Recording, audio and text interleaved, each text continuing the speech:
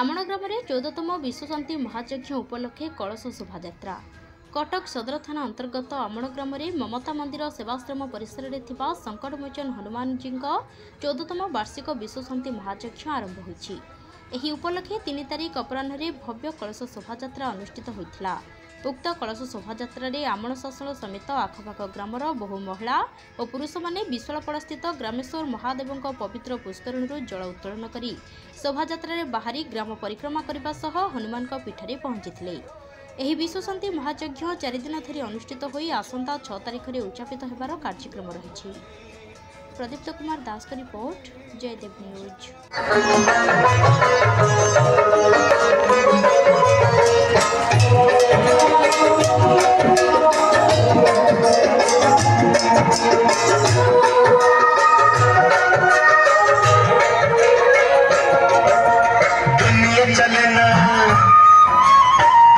चलन श्री राम बिना राम तो चल हनुमान बिना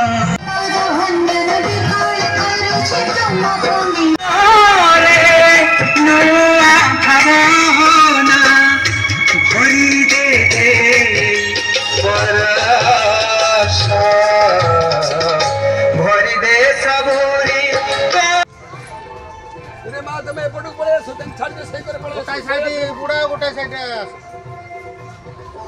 તમે પડું પડે છે